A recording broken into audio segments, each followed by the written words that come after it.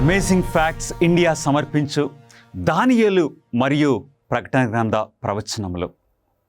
ఈరోజు మరొక ప్రాముఖ్యమైన అంశంతో మేము ముందుకు వస్తూ ఉన్నాము. మన నమ్మిక దేవుని యందు ఉన్నదా? ఈ అంశం గురించి బైబిల్లో నుండి మనం తెలుసుకోవాల్సిన విషయములన్నీ కూడా ఈ పుస్తకంలో మీ కొరకు పొంచి ఉంచాము.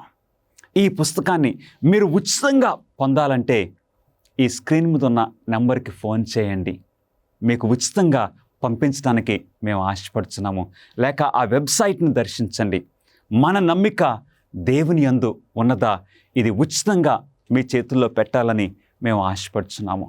ఈ ప్రాముఖ్యమైన అంశాన్ని మనం చదువుకోకముందు ప్రార్థన చేసుకుని ప్రారంభించుకుందాం. మహాపరిశుద్ధుడైన మా ప్రియ పరలోకపు తండ్రి, మా సర్వాధికారి, ఈ సమయమందు మీ పరిశుద్ధాత్మను మాకు బోధకునిగా అనుగ్రహించి నీ వాక్యం ద్వారా మా హృదయాలతో మాట్లాడమని, ఈ వాక్య పరిచర్య ద్వారా మా ప్రభువైన యేసుక్రీస్తు వారు మహిమపరచబడినట్లు మీరు నడిపించుకోమని మా ప్రభువును మీ ప్రియకుమారుడైన యేసుక్రీస్తు నామములో అడిగి వేడుకొంచున్నాము తండ్రి.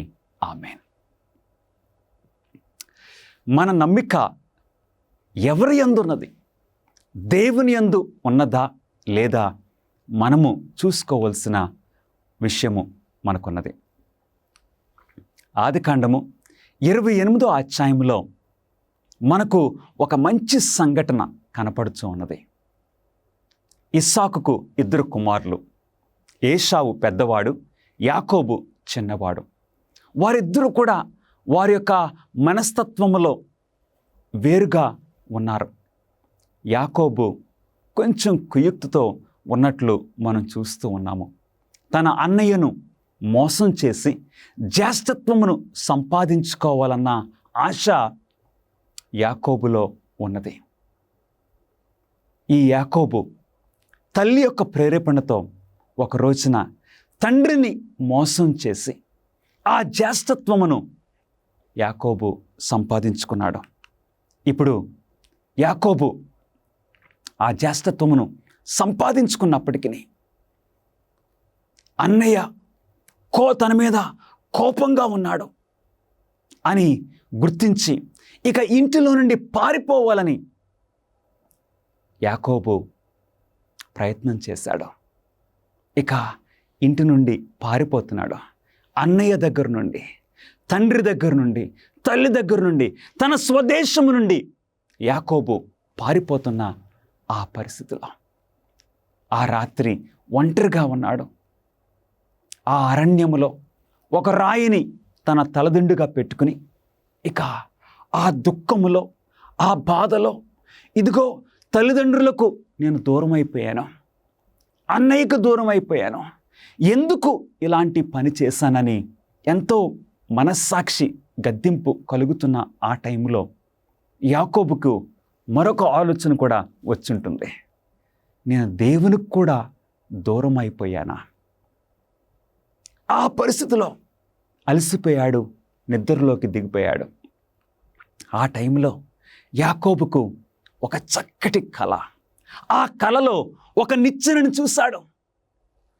భూమిని ఆకాశమును కనెక్ట్ చేస్తున్న ఒక పెద్ద నిచ్చెను చూశాడు.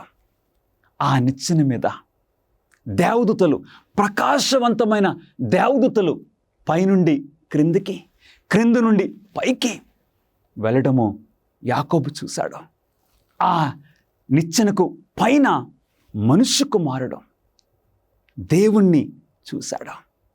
ఆ కలలో ఇప్పుడు యాకోబుకి ఎంతో ధైర్యం కలిగింది.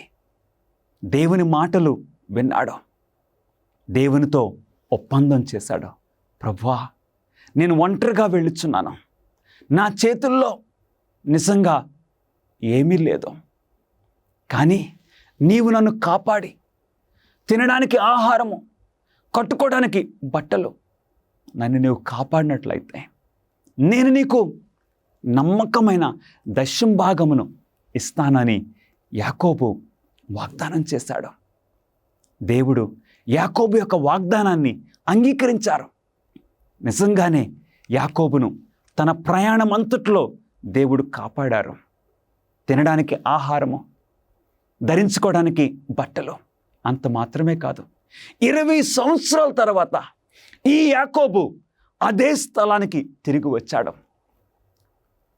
ఎట్లాగా? ఒక ధనవంతుడిగా, ఒక కుటుంబస్తుడిగా ఒంటరిగా వెళ్ళాడు. కాకిగా వెళ్ళాడు. ఇప్పుడు ఒక పెద్ద కుటుంబంతో ఒక ధనవంతుడిగా యాకోబు వెనక్కి వచ్చాడు. కానీ దేవుణ్ణి మర్చిపోలేదు. గమనిస్తున్నారా ప్రియులరా? ఎవరైతే దేవుణ్ణి ఆశ్రయిస్తారో, ఎవరైతే దేవుని యందు నమ్మకము కలిగి ఉంటారో అట్టి వారికి దేవుడు ఎల్లప్పుడూ కూడా వారికి దీవెనలు, దేవుని సన్నిధి వారికి దేవుడు అనుగ్రహిస్తారు. మొట్టమొదటి ప్రశ్నను మనం చూద్దాం. 10వ వంతు దేవునికి తిరిగిచ్చే పద్ధతిని లేక విధానాన్ని యాకోబు ఎక్కడ నేర్చుకున్నాడో, యాకోబుకు 10వ వంతు ఇవ్వాలని యాకోబుకి ఎలా తెలుసు? ఎవరు నేర్పించారు? ఎక్కడ నేర్చుకున్నాడో దేవుని వాక్యంలో నుండి మనం చూద్దాము. ఆదికాండము 14వ అధ్యాయము 18, 20 వచనాల్లో దేవుని వాక్యము ఈ విధంగా సెలవిస్తుంది. మరియు మెల్కీసెదెకు సర్వోన్నతుడగు దేవునికి యాజకుడు. అప్పుడు అతడు, అంటే అబ్రహాము, అన్నిటిలో ఇతనికి 10వ వంతు ఇచ్చాను. గమనిస్తున్నారా? యాకోబు యొక్క తాతగారైన అబ్రహాము యొక్క మాదిరి జీవితము. అబ్రహాము తన జీవితంలో మెల్కీసెదెకు అనే దేవుని యాజకునికి అబ్రహాము అన్నిటిలో 10వ వంతు దశంభాగము చెల్లించనని దేవుని వాక్యం సెలవిస్తుంది. అంటే మన పితరులు దశంభాగమును దేవునికి తిరిగి ఇవ్వడంలో వారి యొక్క నమ్మకాన్ని తెలియచేశారు, వారు పాటించారు. అది అబ్రహాము దగ్గర నుండి ఇస్సాకు నేర్చుకున్నాడు, ఇస్సాకు పాటించాడు. ఇస్సాకు నుండి యాకోబు నేర్చుకున్నాడు, యాకోబు పాటించాడు. ఆ విధంగా దేవునికి 10వ వంతు చెల్లించటము వారు, మన పితరులు అలవాటు చేసుకున్నారు. అందుకే యాకోబు కూడా దేవునికి వాగ్దానం చేశాడు. మన రాబడిలో లేక మన ఆదాయంలో ఎంత భాగము దేవునికి చెందినది? అవునండి, మన రాబడిలో ఎంత భాగము దేవునికి చెందినది? దేవుని వాక్యం సెలవిస్తుంది. లేవీకాండము 27వ అధ్యాయము 30వ వచనములో అన్నిటిలో దశంభాగము ఏంటండి? యెహోవా సొమ్ము. అది యెహోవాకు ప్రతిష్టమగును. దశంభాగం అంటే 10వ భాగము. దేవుడు నీకు నీ రాబడిలో 9 భాగములు మీరు వాడుకోండి, మీ కొరకు మీరు ఖర్చు పెట్టుకోండి. కానీ 10వ భాగము అది నాది, దేవునికి ప్రతిష్టమగునని దేవుని వాక్యము సెలవిస్తుంది. అసలు ప్రియులరా, వాస్తవంగా చూసుకుంటే మనకి కలిగిందంతా కూడా దేవునిదే. 100% దేవునిదే. కానీ దేవుడు ఏమంటున్నారండి? 10వ భాగము మాత్రము యెహోవా సొమ్ము. అన్నిటిలో దశంభాగము యెహోవా సొమ్మని దేవుడు సెలవిస్తున్నారు. ఆ 10వ భాగములో నీవు నమ్మకంగా ఉంటున్నావా? ప్రియ సహోదరుడా, సహోదరి, దేవునికి ప్రతిష్టమగును అంటే అది హోలీ, అది ప్రతిష్టమైనది, అది ప్రత్యేకించబడిన ఆ 10వ వంతును నువ్వు ముట్టుకోవద్దు. అది దేవునికి తిరిగి ఇవ్వాలని మనం తెలుసుకుంటున్నాము. మన దశం భాగముతో దేవుడు ఏం చేస్తారు అంటే, మన దశం భాగము, మనం ఇచ్చే ఆ 10వ భాగము, మనం 9 భాగాలు మనం ఉంచుకుంటున్నాం. 100 రూపాయలంటే 90 రూపాయలు మనం ఖర్చు పెట్టుకుంటున్నాం. అది మనది. 10 రూపాయలు మాత్రమే దేవునిది. ఆ 10వ భాగము దేవునికి అవసరమా? దేవునికి అవసరమా? వెండి బంగారములు నావి అని దేవుడు సెలవిస్తున్నారు. ఇదిగో ఆ కొండల మీద ఉన్న ఆ పశువులన్నీ నాయి అంటే, దేవుడు పశువులను ఒక్కొక్కటి వందలుగా లెక్క పెట్టట్లేదండి. దేవుడు పశువులను లెక్క పెట్టినప్పుడు ఆయన కొండలుగా ఆయన లెక్క పెడుతున్నారు. Counts by hills. గమనిస్తున్నారా? దేవుడు సమస్తానికి ఆయన సృష్టికర్త, సమస్తము ఆయనకి చెందింది. ఈ దశం భాగంతో దేవుడు ఏం చేస్తారు? దేవుని వాక్యం సెలవిస్తుంది. సంఖ్యాకాండము 18వ అధ్యాయము 21వ వచనములో, లేవీయులు చేయు సేవకు నేను ఇశ్రాయేలుల యొక్క దశం భాగములన్నిటినీ వారికి స్వాస్థ్యముగా ఇచ్చితిని. ఇశ్రాయేలు యెహోవాకు ప్రతిష్టార్పణముగా అర్పించు దశం భాగములను నేను లేవీయులకు స్వాస్థ్యముగా ఇచ్చితిని. అవును, ఇశ్రాయేలు ప్రజలు వారు ఐగుప్తు నుండి ప్రయాణమై కానాను దేశానికి వచ్చినప్పుడు ఆ వాగ్దానం చేయబడిన దేశంలో దేవుడు ఏమన్నారో తెలుసా అండి? ఆ 12 గోత్రాలకి ఆ భూమిని అంతా కూడా పంచినప్పుడు లేవీయులకు వారు పంటలు పండించుకోవడానికి ఆస్తిని ఇవ్వలేదు. లేవీయులు ఫుల్ టైం దేవుని యొక్క గుడారములో సేవ చేయాలి, దేవుని యొక్క ఆలయంలో పరిచర్య చేయాలి.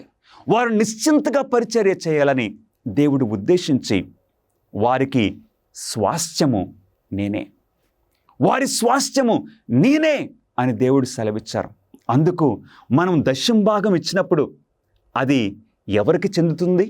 దేవుడు సెలవిచ్చారు, లేవీయులు సేవ చేస్తున్నారు కాబట్టి ఇశ్రాయేలు యొక్క దశం భాగములన్నిటినీ వారికి స్వాస్థ్యముగా ఇచ్చితిని. ఎవరు ఈ విధమైన ఏర్పాటు చేశారు? దేవాతి దేవుడు. సర్వము ఆయనకి చెందింది.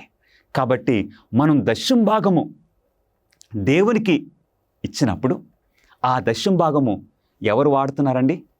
దేవుని సేవ చేసే దేవుని సేవకులకు అది వారి పోషణకు, వారి యొక్క ఖర్చులకి అది ఉపయోగపడుతుంది. ఈ పద్ధతిని దేవాతి దేవుడు నియమించినట్లు మనం చూస్తున్నాం. ఆలయ కృత్యములు జరిగించువారు ఆలయము వలన జీవనము చేయుచున్నారనియు, బలిపీఠమునొద్ద కనిపెట్టుకొని ఎండువారు బలిపీఠముతో పాలువారై ఉన్నారని మీరు ఎరుగరా? అలాగున సువార్త ప్రచురించువారు సువార్త వలన జీవింపవలనని ప్రభువు నియమించున్నాడు. గమనిస్తున్నారా ప్రియులరా? అందు గురించి సువార్త పరిచర్యలో ఉన్నవారు సువార్త ద్వారా వారు పోషింపబడాలి.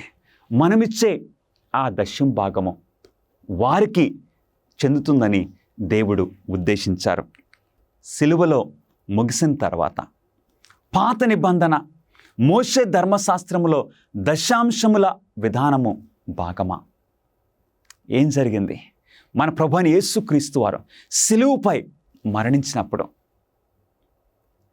ఈ బలులు, అర్పణలు, ఈ నైవేద్యములు, ఈ గొర్రెలను వధించటము, ఇలాంటి విషయములన్నీ కూడా సిలువకు కొట్టివేయబడినవని మనం నమ్ముతూ ఉన్నాము.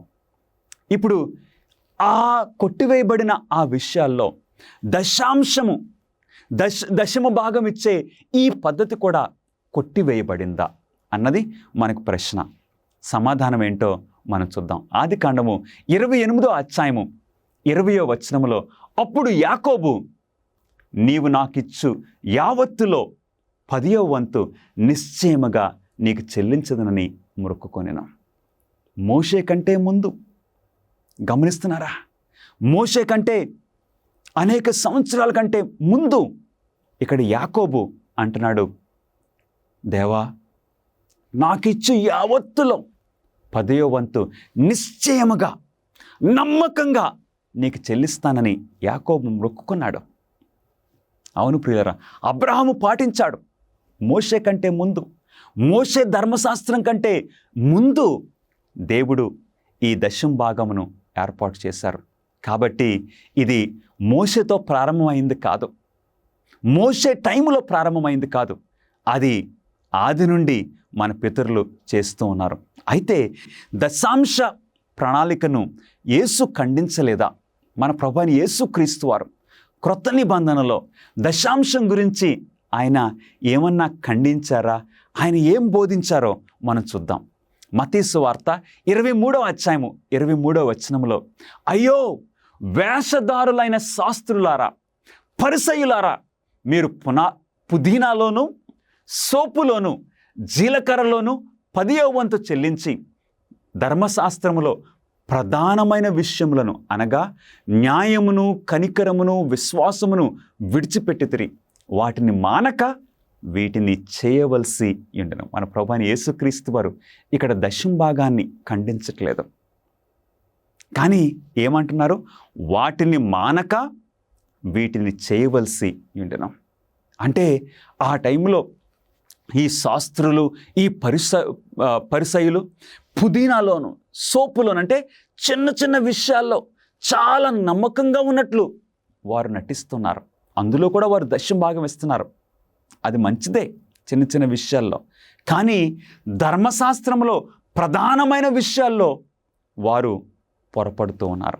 ఎలాంటిది? న్యాయం విషయంలో, కనికరం చూపించడంలో వారు పొరపాటు చేస్తూ ఉన్నారు. అందుగురించి ప్రభువైన యేసుక్రీస్తు వారు వారిని ఖండించింది దశమ భాగం గురించి కాదు. మీరు న్యాయం విషయంలో పొరపాటు పడుతున్నారు, కనికరం చూపించడంలో మీరు అపరాధులుగా ఉన్నారు, వాటిని మానక వీటిని చేయవలసి ఉండను. మీరు దశమ భాగాలు మానొద్దు, అన్ని విషయాల్లో మీరు పరిపూర్ణంగా ఉండాలని యేసుక్రీస్తు వారు తెలియజేస్తున్నారు. దశాంశం గురించి దేవుడు ఏ అద్భుత వాగ్దానం చేశారు. అవును, మనం దశమ భాగము దేవునికి నమ్మకంగా మనం చెల్లించినప్పుడు మనకి ఎలాంటి వాగ్దానాలు కలుగుతున్నాయి? మలాకీ గ్రంథము 3వ అధ్యాయము 10వ వచనంలో దేవుని వాక్యము ఈ విధంగా సెలవిస్తుంది, నా మందిరములో ఆహారం ఉండునట్లు 10వ భాగం అంతయు మీరు నా మందిరపు నిధిలోనికి తీసుకుని రండి. దీన్ని చేసి మీరు నన్ను శోధించిన ఎడల నేను ఆకాశపు వాకిండ్లను విప్పి పట్టజాలనంత విస్తారముగా దీవెనలు కుమ్మరించదనని సైన్యములకు అధిపతియగు యెహోవా సెలవిస్తున్నాడు. దేవుడు అంటున్నారు, మీ దశమ భాగములను మీరు నమ్మకంగా తీసుకుని వచ్చినట్లయితే నేను ఆకాశపు వాకిళ్ళు విప్పి మీకు పట్టజాలనంత విస్తారమైన దీవెనలు మీకు ఇస్తానని దేవుడు సెలవిస్తున్నారు.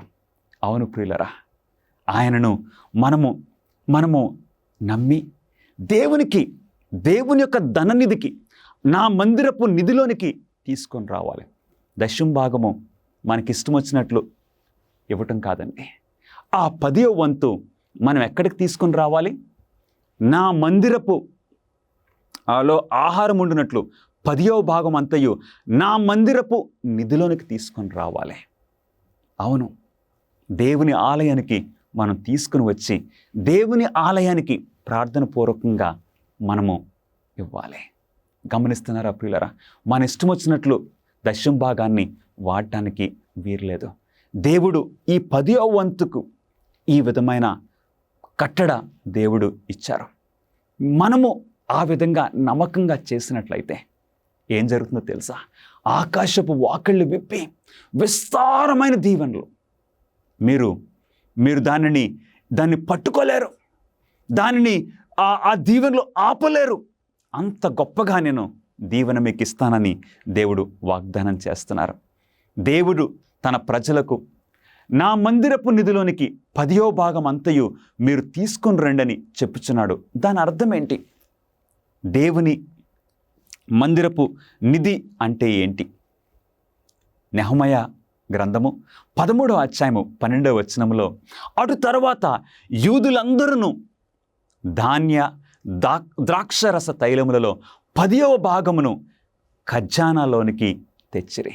అవును ప్రియులరా, నెహెమయా కాలంలో, అవును, వారు ఆ బబులోను చెర నుండి వెనక్కి వచ్చారు. నెహెమయా కాలంలో, ఎజ్రా కాలంలో వారు వెనక్కి వచ్చినప్పుడు వారు ఇక యెరూషలేమును తిరిగి నిర్మించిన తర్వాత ఆ దేవాలయమును, ఆ ఆరాధన క్రమం అంతా కూడా క్రమపరుచుకున్న తర్వాత ఇక దేవాలయపు నిధిలోనికి వారు నమ్మకంగా దశంభాగము ధాన్య ద్రాక్షరస తైలములు 10వ భాగమును ఖజానాలోనికి తెచ్చిరి.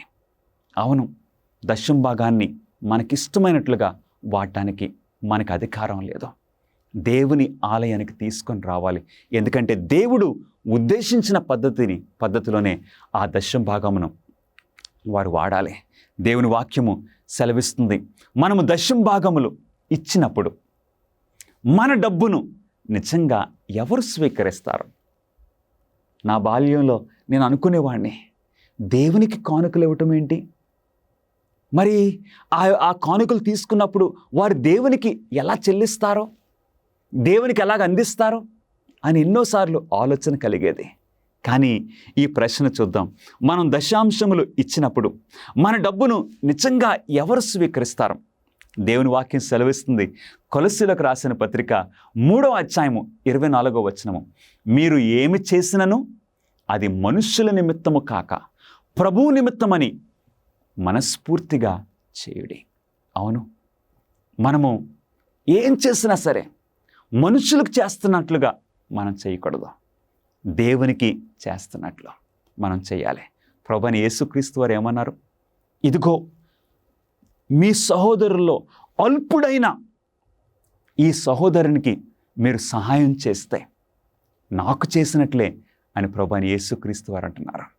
అవును, యేసుక్రీస్తు వారిని కొంతమంది అడుగుతున్నారు, ప్రభువా నీవెప్పుడు ఆకలిగా ఉండి మీకు అన్నం పెట్టాము, మీరెప్పుడు దాహంగా ఉండి మీకు ద్రాహమునిచ్చాము, మిమ్మల్ని ఎప్పుడు దిగంబరిగా చూసి వస్త్రాలు కప్పాము అన్నప్పుడు ప్రభువైన యేసుక్రీస్తు వారు అంటున్నారు, మీ సహోదరుల్లో అల్పుడైన అలాంటి వ్యక్తికి చేస్తే నాకు చేసినట్లే.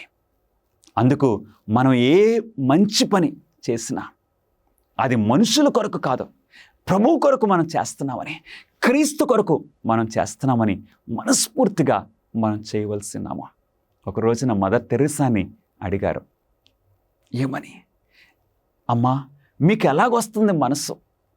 ఆ కురుపులతోనూ ఆ జబ్బులతోనూ ఉన్న వారిని ముట్టుకోవడానికి మీకు ఎట్లాగా ఆ ప్రేమ పుడుతుంది? నేను ఆ వ్యక్తికి చేయట్లేదు, నేను క్రీస్తుని చూస్తున్నాను ఆ వ్యక్తిలో, నేను క్రీస్తుకు చేస్తున్నాను అని ఆమె సమాధానం ఇచ్చారు. అవును ప్రియులరా, మనము ఈ దశంభాగములు లేక ఈ కానుకలు ఇచ్చినప్పుడు మనుషులకు ఇస్తున్నట్లు కాదు, ప్రభు నిమిత్తము ఇస్తున్నట్లు మనము గమనించాలి. హెబ్రీయులకు రాసిన పత్రిక 7వ అధ్యాయము 8వ వచనంలో, మరియు లేవి క్రమము చూడగా చావునకు లోనైన వారు 10వ వంతులను పుచ్చుకొనుచున్నారు.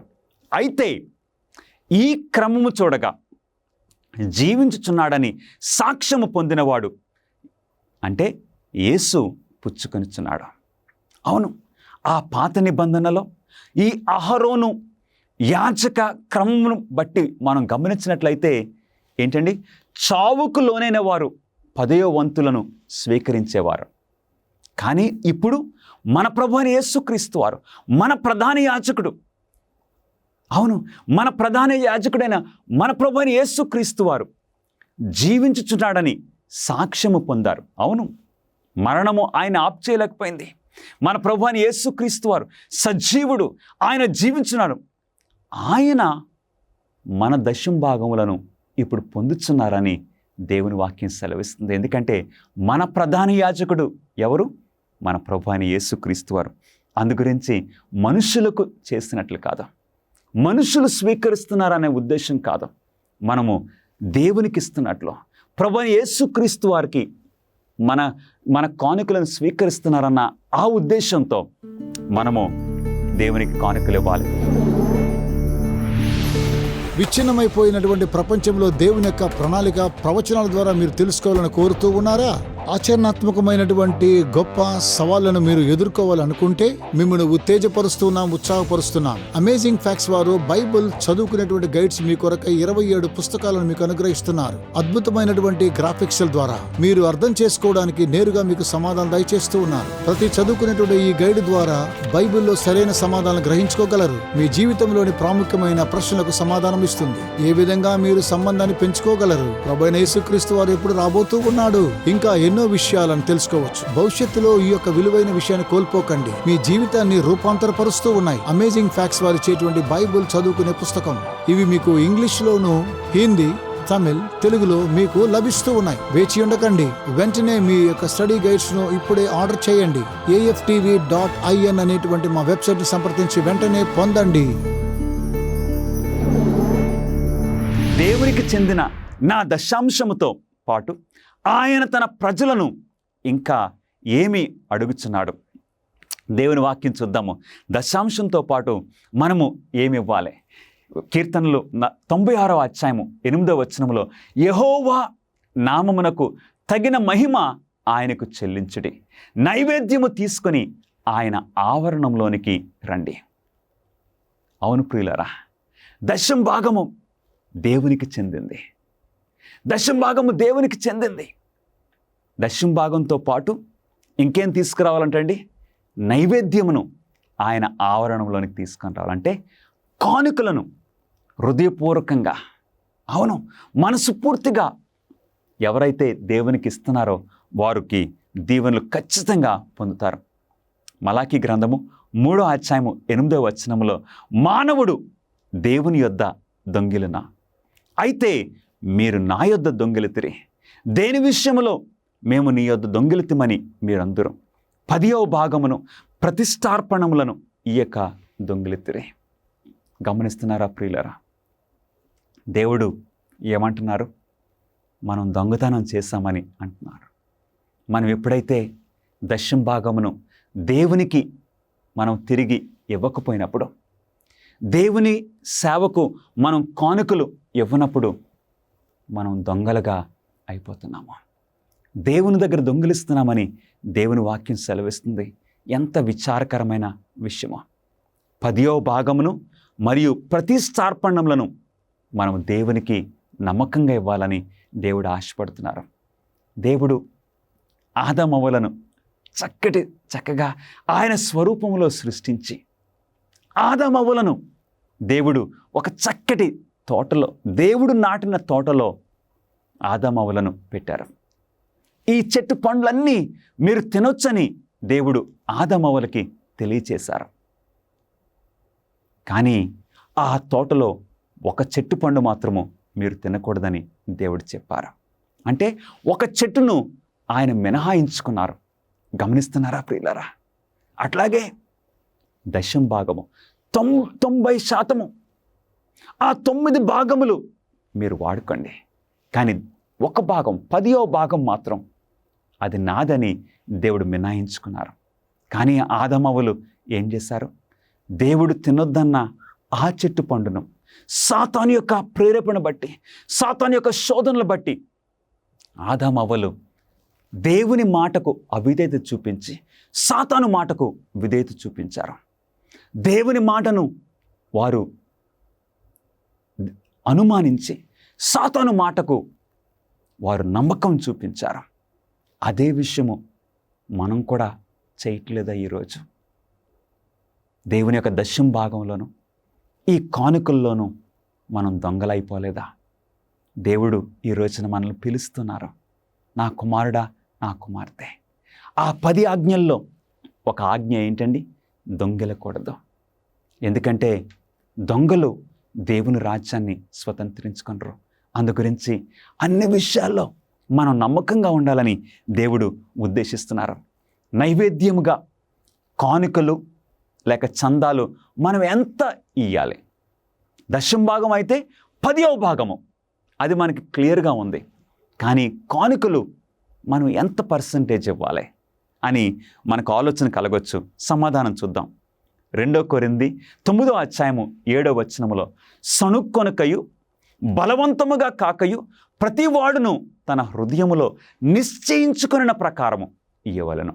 దేవుడు ఉత్సాహంగా ఇచ్చువానిని ప్రేమించును. గమనిస్తున్నారా? ఈ కానుకల విషయంలో ఇక అది మన ఇష్టం. దేవుడు మనకి అప్పచెప్పేశారు. మీకు ఇష్టపూర్వకంగా, సణుక్కొనకుండా, బలవంతంగా కాకుండా, హృదయపూర్వకంగా మీరు నిశ్చయించుకున్న ప్రకారము, నీ హృదయములో నీవు నిశ్చయించుకున్న ప్రకారము ఇవ్వచ్చని దేవుడు సెలవిస్తున్నారు. ఒక రోజున ఒక యవన బిడ్డ చేపలు పట్టుకోవడానికి ఒక నదిలోనికి వెళ్ళాడు. ఒక చేప దొరికింది. ఎంతో సంతోషపడ్డాడు. ఆ చేపను తీసుకొని స్ట్రైట్గా పాస్టర్ గారి దగ్గరికి వచ్చి ఇచ్చాడు. పాస్టర్ గారు, ఇదిగోండి, ఇది నా కానుక, ఇది నా దశమ భాగం అన్నాడు. పాస్టర్ గారు ఆశ్చర్యపోయారు. మరి మిగిలిన చేపలు ఏవినాయనా అంటే, అవి ఇంకా ఉన్నాయిలండి, అవి ఇంకా నదిలో ఉన్నాయి. ఎంతో సంతోషంతో, ఎంతో తృప్తితో. అవును ప్రియులారా, అప్పుడు ఆ బిడ్డ పరిగెట్టుకుంటూ వెళ్ళి అప్పుడు మిగిలిన చేపలని పట్టుకున్నాడు. గమనిస్తున్నారా? దేవునికి మన మొట్టమొదటి స్థానము దేవునికి మన హృదయాల్లో ఇచ్చినప్పుడు కానుకలు ఇవ్వటము మనకి ఎటువంటి భారంగా, బరువుగా ఉండదు. దేవుని రాజ్యానికి వారసులు కావాలని ఆశించే మనము తప్పక అర్హత సాధించాల్సిన ఏ పరీక్షలో ఆదామవ్వలు విఫలమయ్యారు. అవును, ఆదామవ్వలు ఏ విషయంలో వారు పొరపాటు పడిపోయారు, ఏ విషయంలో వారు అపరాధులైపోయారు, వారు మన ఆదిమ తల్లిదండ్రులుగా ఏ విషయంలో వారు అపరాధులయ్యారో ఆ విషయంలో నీవు నేను కూడా జయించాలని, జయము పొందాలని దేవుడు ఉద్దేశిస్తున్నారు. చూద్దాం ప్రియులారా, దేవుని వాక్యము మనకు సెలవిస్తుంది. ఆదికాండము 3వ అధ్యాయము 2వ వచనము, అందుకు స్త్రీ, తోట మధ్యనున్న చెట్టు ఫలములను గూర్చి దేవుడు మీరు చావకుండునట్లు వాటిని తినకూడదనియు వాటిని ముట్టకూడదనియు చెప్పినని సర్పముతో అనెను. అన్ని చెట్లు ఆదామవ్వలు అసలు ఎందుకు తినవలసి వచ్చింది ఆ పండును? వారికి నిజంగా ఆకలేసా? ఇంక తినటానికి ఏమీ లేక? అస్సలు కాదు ప్రియులరా. మన దేవాతి దేవుడు ఎప్పుడైనా సరే ఆయన ఏం చేసినా సమృద్ధిగా చేస్తారు. ఆయన ఆకాశంలో నక్షత్రాలు పెట్టినప్పుడు 1-2 నక్షత్రాలు కాదు, 100,000 నక్షత్రాలు కాదు, బిలియన్ల నక్షత్రాలు. మన దేవుడు కూడా ఏదైనా తోటలో ఎన్నో చెట్లు ఆయన ఏర్పాటు చేశారు. గమనిస్తున్నారా ప్రియులరా? ఆదామవ్వలు తినడానికి ఏమీ లేక ఆ చెట్టు పండు తినటం కాదు, ఆదామవ్వలు అవిధేయత చూపించారు. దేవుని మాటకు, దేవుడు నిర్దిష్టంగా ఇచ్చిన ఆజ్ఞకు అవిధేయత చూపించారు. తినకూడదని చెప్పిన దాన్ని, ముట్టకూడదని చెప్పిన దానిని ఆదామవ్వలు తిన్నారు. ఆ విషయంలో మన ఆదిమ తల్లిదండ్రులు ఏ విషయంలో అయితే అపరాధులయ్యారో ఆ విషయంలో నీవు నేను జయము సంపాదించాలని దేవుడు ఉద్దేశిస్తున్నారు. గమనిస్తున్నారా ప్రియ స్నేహితులారా? మనము దశమ భాగములను మరియు కానుకలను దేవునికి తిరిగి ఇవ్వడానికి నిరాకరించినప్పుడు మనము ఏ ఆజ్ఞను అతిక్రమిస్తున్నామో? ఎప్పుడైతే దశమ భాగాలు పర్వాలేదులే, నేను ఖర్చు పెట్టుకుని ఇక మిగిలింది నేను దేవునికి ఇస్తానని మనము ఈ విధంగా కానుకల విషయంలోనూ దశమ భాగముల విషయంలోనూ అతిక్రమిస్తే మనం ఏ ఆజ్ఞను మీరుచున్నామో దేవుని వాక్యం సెలవిస్తుంది. నిర్గమాకాండము 20వ అధ్యాయము 15వ వచనములో దేవుడు ఆజ్ఞ ఇచ్చారండి. ఏమని? దొంగిలకూడదు. దొంగతనము మనం చేస్తున్నాం. దేవుని దృష్టిలో దొంగతనము చేయడం ఎంత ఘోరమైన విషయమో ప్రియ సహోదరుడా. ఈ రోజున ఒక దొంగగా నీవు ఉండటము దేవునికి ఇష్టం లేదా? ఒక దొంగగా నేను కనపడటము దేవునికి ఇష్టం లేదా? దేవుని కానుకల విషయంలో మనం అపరాధులుగా ఉండకూడదు. మలాకీ గ్రంథము 3వ అధ్యాయము 8వ వచనములో, మానవుడు దేవుని యొద్ద దొంగిలునా? అయితే మీరు నా యొద్ద దొంగిలితిరి. దేని విషయంలో మేము నీ యొద్ద దొంగిలితమని మీరందరూ 10వ భాగమును ప్రతిష్టార్పణములను ఇయ్యక దొంగిలితిరి. అవును, ఎంత అవమానము! దొంగతనం చేయటము, మనం దొంగతనం చేస్తూ పట్టుబట్టము ఎంత అవమానము, ఎంత విచారకరము! అన్నిటికంటే ఇంకా ఘోరమైంది దేవుని దగ్గర మనం దొంగిలించటము అంత విచారకరమో. దేవుని దగ్గర దొంగిలిస్తే మనం తప్పించుకోగలమా? ప్రియ సహోదరి, సహోదరుడా, నీ జీవితంలో నీవు నమ్మకంగా ఉంటున్నావా? ఈరోజు దేవుడు ఆయన వాక్యంలో నుండి మన హృదయాలతో మాట్లాడుచున్నారు. నా కుమారుడా, నా కుమార్తె, నీవు ఆజ్ఞను అతిక్రమించొద్దు.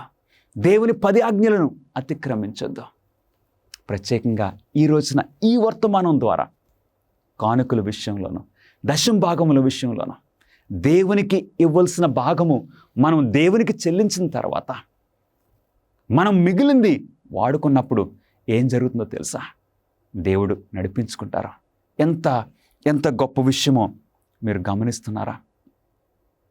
అనేక సార్లు మనం అనుకుంటాం, ఆ దశమ భాగము, ఆ కానుకలు మనం ఇచ్చేస్తే మనకు మిగిలినది తక్కువైపోతుంది, మనకి నెలంతా సరిపోతుందా అనే ఆలోచనలు మనకు కలగవచ్చు.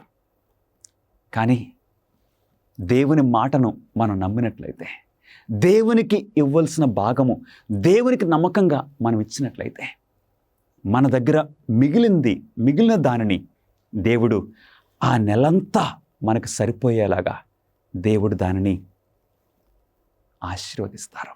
నా జీవితంలో నేను గమనించాను ప్రియ స్నేహితుడా, ప్రియ సహోదరి, సహోదరులారా, నా జీవితంలో నేను గమనించాను. మరలా నెక్స్ట్ శాలరీ వచ్చే వరకు, నెక్స్ట్ ఆ పంట ఇంటికి వచ్చే వరకు దేవుడు నీ జీవితాన్ని కాపాడుతున్నాడు. ప్రత్యేకంగా ఈ టైంలో ఎన్నో సాక్ష్యాలు నేను విన్నాను. ప్రియ సహోదరుడా, సహోదరి, తనను బుద్ధిపూర్వకంగా దశమ భాగము మరియు కానుకలు అర్పణముల విషయంలో దోచుకొని వారికి ఏమి జరుగునని దేవుడు చెప్పుచున్నారు. ఎవరైతే దశమ భాగములు ఇవ్వకుండా కానుకల విషయంలో దొంగతనం చేస్తున్నారో, అపరాధులుగా ఉంటున్నారో, అలాంటి వారికి ఏం జరుగుతుందో దేవుని వాక్యము సెలవిస్తుంది. ఈ జనులందరూ నా యొద్ద దొంగిలుచునే ఉన్నారు, మీరు శాపగ్రస్తులై ఉన్నారని దేవుని వాక్యం సెలవిస్తుంది. మలాకి గ్రంథము 3వ అధ్యాయము 9వ వచనము. దేవుని దగ్గర మనం దొంగిలిస్తే మనకేం జరుగుతుందండి? మనం శాపగ్రస్తులము అవుతున్నాం. అందుగురించే హగ్గాయి గ్రంథములో అంటాడు, మీ రాబడిని మీరు సంచిలో వేస్తే ఆ సంచికి బెజ్జములున్నవే. అందుకే అది మీరు తిన్నను మీకు తృప్తి కలగట్లేదు, మీరు ధరించుకున్నను ఆ వస్త్రములు మీ సిగ్గును కాపాడలేకపోతున్నాయి. గమనిస్తున్నారా? ఎందుకంటే దేవుని యొక్క శాపము మనకు తగులుతుంది. కానీ దేవుని యొక్క కానుకల విషయంలో మనం గనక నమ్మకంగా ఉన్నట్లయితే దేవుని యొక్క దీవెనలు మనం సంపూర్ణంగా పొందడానికి అవకాశం ఉంటుంది. దేవుడు పిలుస్తున్నారు. కొరింథీయులకు రాసిన 1వ పత్రిక 6వ అధ్యాయము 10వ వచనములో, దొంగలైనను, లోబులైనను, త్రాగుబోతులైనను, దూషకులైనను, దోచుకొని వారైనను దేవుని రాజ్యమునకు వారసులు కానేరరు. మన కుటుంబాల్లో చూస్తున్నాం, కొంతమంది తండ్రులు కానీ తల్లులు కానీ ఎంత బాధపడతారు. వారి యొక్క కుమారుడు కానీ కుమార్తె కానీ ఇంట్లో తండ్రి జేబులో నుండి డబ్బులు తీసి దొంగిలిస్తుంటే ఆ తండ్రి ఎంత బాధపడతాడో, తల్లి ఎంత బాధపడుతుంది. అయ్యో, నాకు చెందింది నా కుమార్తెదే కదా, నాకు చెందింది నా కుమారునిదే కదా, ఎందుకు నా కుమారుడు ఇలాగ దొంగిలిస్తున్నారని ఆ తండ్రి ఆ తల్లి ఎంతగా దుఃఖపడుతున్నారు. వారి హృదయము ఎంతగా నొచ్చుకుంటుంది. మనం దేవుని దగ్గర దొంగతనం చేయటమా? ఎవరైతే దొంగతనం చేస్తారో అలాంటి వారు దేవుని రాజ్యానికి వారసులు కానేరరు, దేవుని రాజ్యంలో ప్రవేశింపరని దేవుని వాక్యం సెలవిస్తుంది.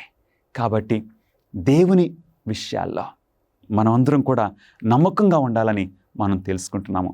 దురాశ లేక లోభత్వము ఎందుకు అంత ప్రమాదకరమా? ఇది చిన్నదే కదా.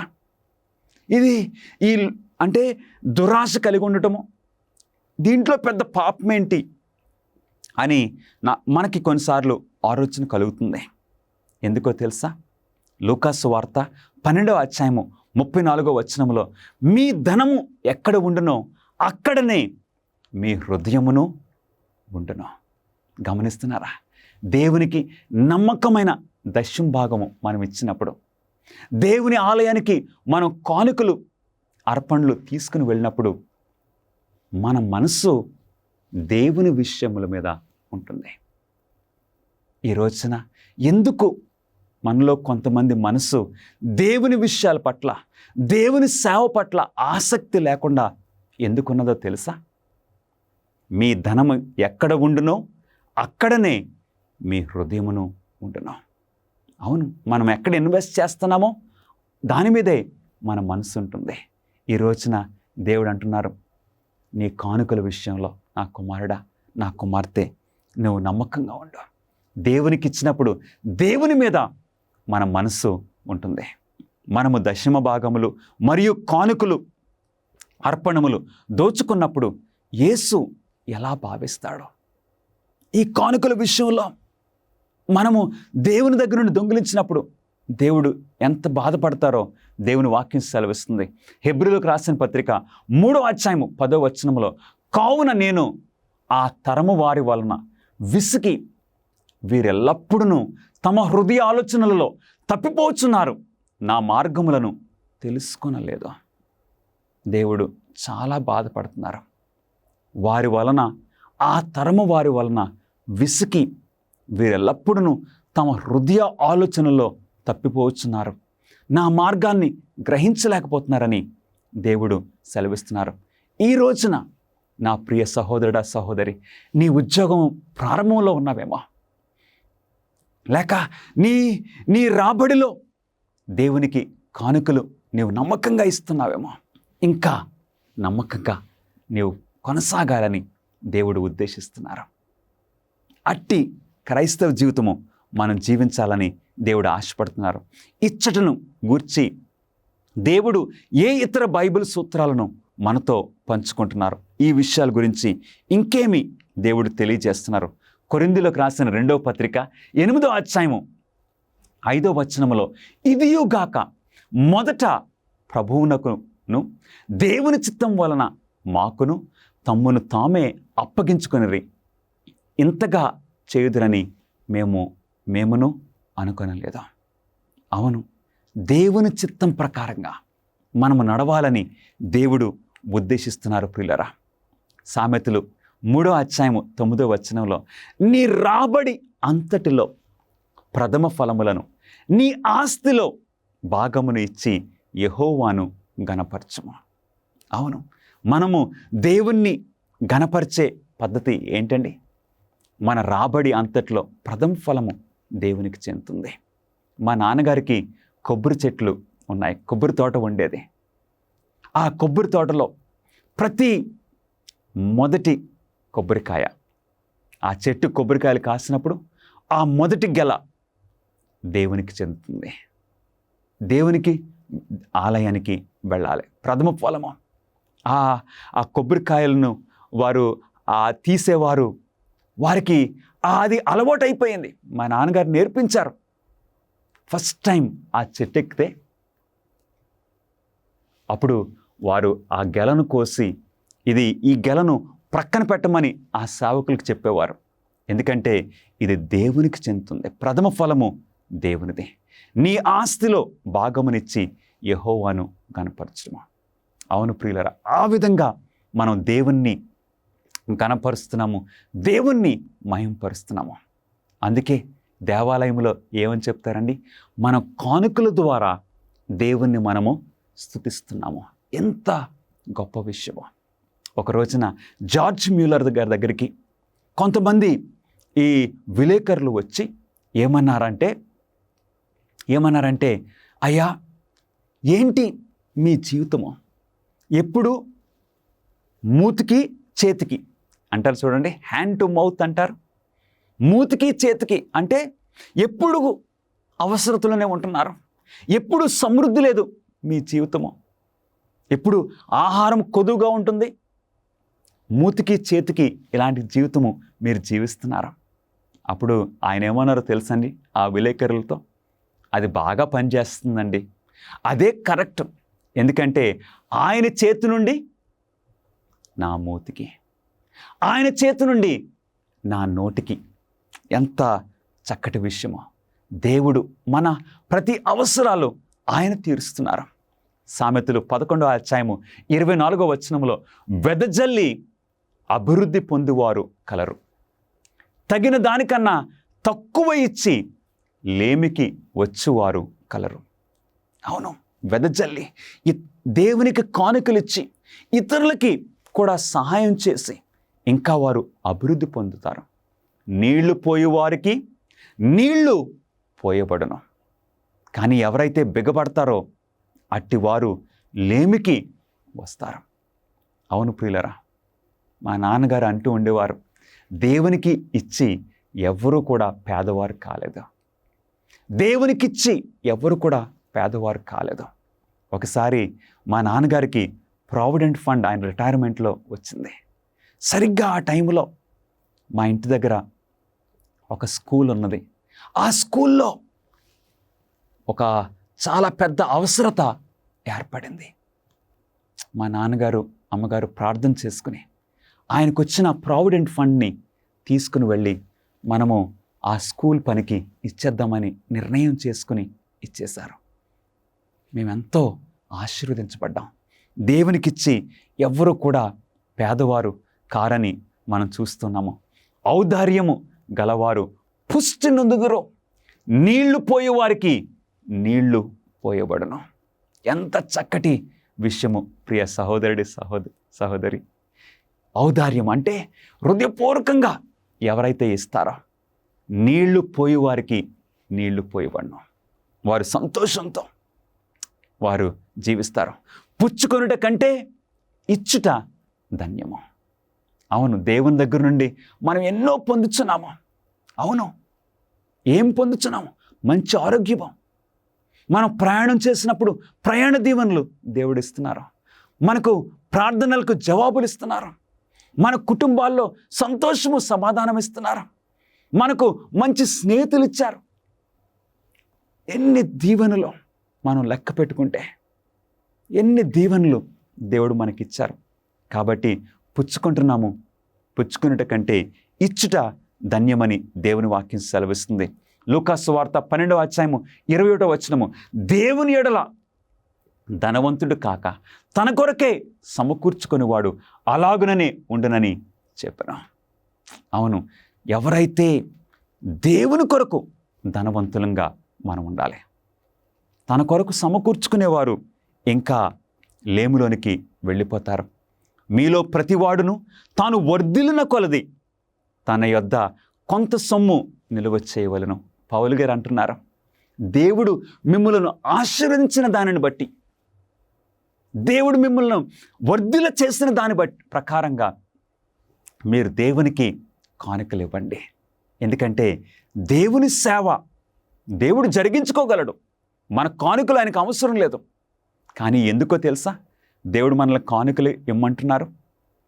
మనలో నుండి ఆ స్వార్థపు బుద్ధిని పోగొట్టడానికి, మనలో అట్టి బుద్ధిని పోగొట్టడానికి దేవుడు ఉద్దేశిస్తున్నారు. ద్వితీయోపదేశకాండము 16:17 వారు ఒట్టి చేతులతో యెహోవా సన్నిధిని కనబడక నీ దేవుడైన యెహోవా నీకు అనుగ్రహించిన దీవెన చొప్పున ప్రతివాడును తన శక్తి కొలది ఇయ్యవలెను. హల్లెలూయా. అవును, సమస్తము దేవునిదే. కానీ మనల్ని పరీక్షించడానికి దేవుడు అంటున్నారు. అవును, ఆ ఆశపట్టము, ఆ విషయాల్ని, ఆ యొక్క దురాశను మనం జయించగలుగుతున్నామా మన జీవితాల్లో? 17వ ప్రశ్న, తన కలలో యాకోబు చూసిన నిచ్చెన ఎవరిని సూచించున్నది? యాకోబు ఆ రోజు ఒంటరిగా వెళుతున్నాడు. భయంతో వెళ్తున్నాడు. ఇక ఫ్యూచర్ ఏ విధంగా ఉంటుందో యాకోబుకు తెలియదు. ఆ పరిస్థితుల్లో యాకోబు ఒంటరిగా వెళ్తున్న ఆ పరిస్థితుల్లో యాకోబు చూసిన నిచ్చెన ఎవరికి సూచనగా ఉంది? యోహాను సువార్త 1వ అధ్యాయము 51వ వచనము, మీరు ఆకాశము తెరవబడ్డయు దేవుని దూతలు మనుష్య కుమారుని పైగా ఎక్కుటయును దిగుటయును చూతురని దేవుని వాక్యం సెలవిస్తుంది. అవును ప్రియ స్నేహితులారా, ఎంత గొప్ప భాగ్యమో! ఆకాశము తెరవబడుతుంది. పట్టజాలని దీవెనలు దేవుడు మనకిస్తానని ఆయన కాపుదల, ఆయన భద్రత. ఇక దేవుని దూతలు మనుష్య కుమారుని పైగా ఎక్కుటయు దిగుటయు మీరు చూతురు. అంటే అబండెంట్ లైఫ్, సమృద్ధి అయిన జీవితము నీకు నేను ఇస్తానని దేవుడు వాగ్దానం చేస్తున్నారు. ఈరోజు అట్టి జీవితము నీవు ఆశపడుతున్నావా? యేసుకు మనము ఇవ్వగల గొప్ప బహుమతి ఏంటి? దేవునికి మనం ఏమి ఇవ్వగలము? ఆయన ఇచ్చిన దానికి మనం తిరిగి ఇవ్వగలము? నా కుమారుడా, నీ హృదయమును నాకిమ్ము, నా మార్గములు నీ కన్నులకు ఇంపుగా ఉండనిమ్ము. మనము ఇవ్వగలిగిన గొప్ప బహుమానం ఏంటో తెలుసండి? మన హృదయాన్ని దేవునికి ఇచ్చినప్పుడు. అప్పుడు దశంభాగం ఇవ్వటము మనకు కష్టం అనిపించదా? దేవునికి కానుకలు ఇవ్వటము మనకు కష్టం అనిపించదా? దేవుని కొరకు దేవుడిచ్చిన తలాంతులను ఆయన సేవ కొరకు వాడటము మనకు బరువు అనిపించదు? మత్తయి సువార్త 15:8 ఈ ప్రజలు తమ పెదవులతో నన్ను గనపరచుదురు కానీ వారి హృదయము నాకు దూరంగా ఉన్నదని దేవుని వాక్యం సెలవిస్తుంది. మనము దశంభాగాలు మరియు కానుకల విషయంలో నమ్మకంగా ఉన్నప్పుడు మనము జీవితంలో ప్రయత్నించే ప్రతి పనిలో యేసు మన భాగస్వామి అవుతాడు. దశంభాగములను తిరిగి ఇవ్వడము మరియు కానుకలు ఇవ్వడం ద్వారా ఆయనను నీ భాగస్వామిగా ఆహ్వానించడానికి నీవు సిద్ధంగా ఉన్నావా? అవును, యేసుక్రీస్తు వారు అన్ని విషయాల్లో మనకు మాదిరి. అంటే ఈ వర్తమానం ద్వారా మనం నేర్చుకుంటున్న ఫైనాన్షియల్ సీక్రెట్ ఏంటో తెలుసా? యేసుక్రీస్తు వారిని మన పార్ట్నర్గా చేసుకోవడం. ప్రభువా, నా జీవితాన్ని నువ్వు నడిపించు, 10వ భాగము నీకు ఇస్తున్నాను, ఆ మిగిలిన దాంతో నా జీవితాన్ని, నా కుటుంబాన్ని నువ్వు కొనసాగించు అని యేసుక్రీస్తు వారిని నీ భాగస్వామిగా, నీ ఫైనాన్షియల్ పార్ట్నర్గా చేసుకోవడానికి నీవు ఆహ్వానించడానికి ఈరోజు సిద్ధపడుతున్నావా? ప్రియ సహోదరుడా, సహోదరి, ఇక నీకు ఏదియూ కొదువు ఉండదు. యేసుక్రీస్తు వారు నీకు సమస్తము ఆయన ఐశ్వర్యము చొప్పున నీకు అనుగ్రహిస్తారు. అట్టి జీవితము నీకు కలగాలని నేను ప్రార్థిస్తున్నాను. ప్రార్థన చేసుకుందాం. మహాపరిశుద్ధుడా, మీకే స్తుతులు, మీకే స్తోత్రములు. ప్రభువా, ఈ కానుకల విషయంలో, దశంభాగముల విషయంలో నాయనా, మేము ఆదమవ్వలు ఏ విషయంలో పొరపాటు పడ్డారో ఆ అవిధేయతలో మేము జయం పొందాలని మీరు మమ్మల్ని పరీక్షిస్తున్నారు. కనుక మీకు నమ్మకమైన జీవితాలు జీవించినట్లు మమ్మల్ని నడిపించమని, మా జీవితాల్లో, మా కుటుంబాల్లో మిమ్మలను భాగస్వామిగా మేము చేసుకుంటున్నాము, నడిపించమని యేసుక్రీస్తు నామములో అడిగి వేడుకొంచున్నాం తండ్రి, ఆమేన్. ఈ ప్రసంగాలు మీ మనసులో ప్రశ్నలను తలెత్తేలా చేశాయా? మీకేమైనా బైబిల్ ప్రశ్నలు ఉన్నట్లయితే వాటికి సమాధానం ఇవ్వడానికి మేము సంతోషిస్తాము. దయచేసి స్క్రీన్ మీద కనిపించే ఫోన్ నంబర్కి కాల్ చేయడానికి ఆలస్యం చేయకండి. లేదా మీకున్న ప్రశ్నలను info@aftv.in అనే అడ్రస్కు ఈమెయిల్ చేయమని మిమ్మల్ని కోరుచూ ఉన్నాను. మీరు ఈ వాక్యాన్ని ధ్యానిస్తూ ఉన్నప్పుడు దేవుడు మిమ్మలను దీవించును గాక. అమేజింగ్ ఫ్యాక్ట్స్ నన్ను ఎంతగానో ప్రభావితం చేసింది. దేవునికి స్తోత్రం. అమేజింగ్ ఫ్యాక్ట్స్ బట్టి అమేజింగ్ ఫ్యాక్ట్స్ నిజానికి నా జీవితంలో గొప్ప మార్పు ఇంతవరకు చూపిన ప్రభావం అమేజింగ్ ఫ్యాక్ట్స్ ఈ రోజు నేను ఈ స్థితిలో చాలా మంచిగా అనిపించింది. నేను బైబిల్ చదవడం ప్రారంభించాను. నేను సెవెంత్ డే అడ్వెంటిస్ట్ జీవితంలో ఇంకో ఏదో ఉండాలని దేవుడే దీన్ని జరిగిస్తున్నాడు. ఈ వాక్యం చాలా అడుగుజాడలను అనుసరించడం ఎంతైనా మంచిది. అమేజింగ్ ఫ్యాక్ట్స్ 55 సంవత్సరాలకు పైగా దేవుని సువార్తను ప్రపంచ నలుమూలలా ప్రకటిస్తూ ఉన్నది. అప్పుడు టీవీలో ఒక మినిస్ట్రీ పేరు కనిపించింది, అమేజింగ్ ఫ్యాక్ట్స్ అని. నేను చాలా మంది పాస్టర్ల ప్రసంగాలు విన్నాను, కానీ ఈయన చెప్పేది వినడం అదే మొదటిసారి. నేను ఏదో విన్నాను, వెంటనే నా బైబిల్ తీసుకున్నాను. అరే, నేను ఇంతవరకు ఇది వినలేదే, బైబిల్లో ఎక్కడుందో చూద్దామని అనిపించింది. వాక్యం అయ్యేదాకా అక్కడి నుండి లేవలేదంటే నమ్మండి. నేను బైబిల్ పాఠాలు చదవడం ప్రారంభించాను. వీరిలో ప్రతి ఒక్కరూ తమ జీవితాల్లో మార్పును చూశారు, నాతో సహా. నా ప్రశ్న ఏంటంటే, నాకే ఎందుకు ఇలా జరుగుతుంది ప్రభువా అని. ప్రభు నా మొర విన్నాడు. ఒక నాన్నలా ఆయన నన్ను ఆదరించాడు. నేను సర్వం కోల్పోయాను. అప్పుడే నా జీవితంలో దేవుడు లేడని నేను గ్రహించాను. నేను ఒక బైబిల్ ప్రవచన సభకు వెళ్ళాను. ఈ వాక్యం చాలా శక్తివంతమైనది మరియు తిరస్కరించలేనిది. ఇది నిజంగా సత్యం, ఇది అద్భుతం అనుకుంటూ నేను ఇంటికి వెళ్ళిపోయాను. మరిన్ని అమేజింగ్ ఫ్యాక్ట్స్ వీడియోల కోసం మా యూట్యూబ్ ఛానల్ దర్శించండి. సబ్స్క్రైబ్ చేయడం మర్చిపోవద్దు. మా ప్రార్థనా బృందము మీ ప్రత్యేక ప్రార్థనా విన్నపాలను స్వీకరించి మీకోసం ప్రార్థన చేయడానికి సిద్ధంగా ఉన్నాము. దయచేసి స్క్రీన్ మీద కనిపించే ఫోన్ నంబర్కి కాల్ చేయడానికి ఆలస్యం చేయకండి. లేక మీ ప్రార్థనా విన్నపములను prayer@aftv.in అనే అడ్రస్కు ఈమెయిల్ చేయమని కోరుచున్నాను.